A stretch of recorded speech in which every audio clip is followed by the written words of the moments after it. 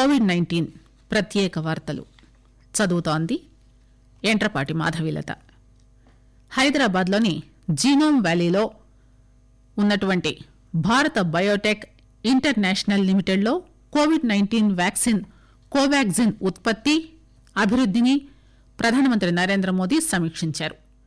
సంస్థ managing director doctor Krishna ఎల్లా ఇతర ముఖ్య శాస్త్రవేత్తలతో ప్రధానమంత్రి సమావేశమై వ్యాక్సిన్ పురోగతిని తెలుసుకున్నారు. బయోసేఫ్టీ లెవెల్ 3 ల్యాబొరేటరీలు, ఇతర ఉత్పాదక సదుపాయాలను ఆయన సందర్శించారు. కోవాగ్జిన్ అభివృద్దిని ఐసీఎంఆర్తో కలిసి భారత్ బయోటెక్ చేపట్టిన విషయం తెలిసిందే. పూణేలోని ICMR national institute of virology దేశీయంగా కోవిడ్-19 కు సంబంధించిన సార్స్ కోవ్-2 స్ట్రెయిన్ను వేరు చేసి భారత్ బయోటెక్ కు అందించింది. ఇప్పటికే 2 దశల పరీక్షలు పూర్తి కాగా 3వ దశలో దేశవ్యాప్తంగా 22 రాష్ట్రాల్లో 25,000 మంది స్వచ్ఛంద సేవకులపై కోవాగ్జిన్ ను పరీక్షిస్తున్నారు. మరికొద్దిసేపట్లో ప్రధానమంత్రి హకీంపేట విమానాశ్రయం చేరుకుని అక్కడి నుంచి పూణేకు బయలుదేరి వెళతారు. దేశంలో కోవిడ్ రికవరీ రేటు 93.68% చేరుకుంది. గడిచిన 24 గంటల్లో 41,452 మంది కోవిడ్ నుంచి కోలుకున్నారు. దీంతో రికవరీల సంఖ్య 87,59,000కు చేరుకుందని ఆరోగ్య మంత్రిత్వ శాఖ తెలిపింది. దేశవ్యాప్తంగా కేసు లోడు 4.87% ఉంది. ప్రస్తుతం దేశంలో 4,54,940 యాక్టివ్ కేసులున్నాయి. గడిచిన 24 గంటల్లో 41,322 కేసులు నమోదయ్యాయి. తెలంగాణలో నిన్న 41,991 మందికి కరోనా నిర్ధారణ పరీక్షలు నిర్వహించగా 753 పాజిటివ్ కేసులు నమోదయ్యాయి.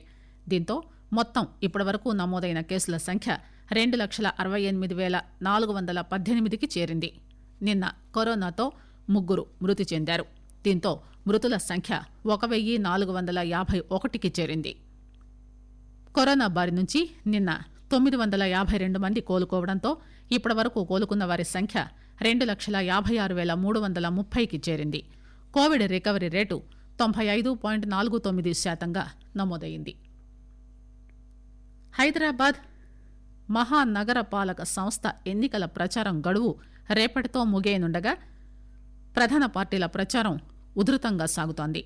అధికార టీఆర్ఎస్ పార్టీ ప్రచారానికి కొసమెరుపుగా ఈ సాయంత్రం 4 గంటలకు హైదరాబాద్ ఎల్బీ స్టేడియంలో నిర్వహించనున్న టీఆర్ఎస్ అధ్యక్షుడు ముఖ్యమంత్రి చంద్రశేఖరరావు భారీ బహిరంగ సభకు సర్వం సిద్దమైంది. జీహెచ్ఎంసీ ఎన్నికల ప్రచారంలో భాగంగా కేసీఆర్ పాల్గొంటున్న ఏకైక సభ ఇదే కావడంతో దీనిని అత్యంత ప్రతిష్టాత్మకంగా నిర్వహిస్తున్నారు. మంత్రులు, పార్టీ సీనియర్ నాయకులు కూడా పెద్ద ఎత్తున ప్రచారంలో పాల్గొంటున్నారు. ఈ ఎన్నికలను ప్రతిష్టగా భావిస్తున్న బీజేపీ కూడా టీఆర్ఎస్ కు ధీటుగా ప్రచారం సాగిస్తోంది.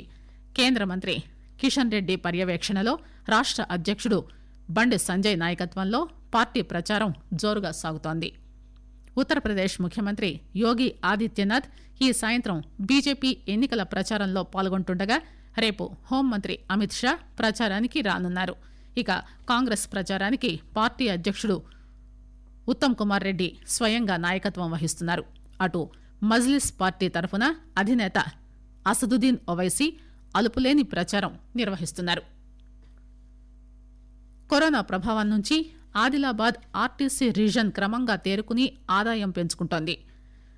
కరోనా ఉధృతితో మార్చి 23 నుంచి నిలిచిపోయిన బస్సు సర్వీసులు మే 19న పునః ప్రారంభించారు. పెళ్లిళ్ల సీజన్ కావడంతో ఉమ్మడి జిల్లాలో ప్రతిరోజు 560 బస్సులు నడుపుతూ 75 లక్షల ఆదాయం సంపాదిస్తోంది. తాజాగా ఆంధ్ర ప్రాంతానికి బస్సు సర్వీసుల సంఖ్య పెంచడానికి ఆదిలాబాద్ రీజనల్ అధికారులు ప్రతిపాదనలు సిద్దం చేశారు. ఆకాశవాణి కోవిడ్-19 ప్రత్యేక వార్తలు ఇంతటితో సమాప్తం.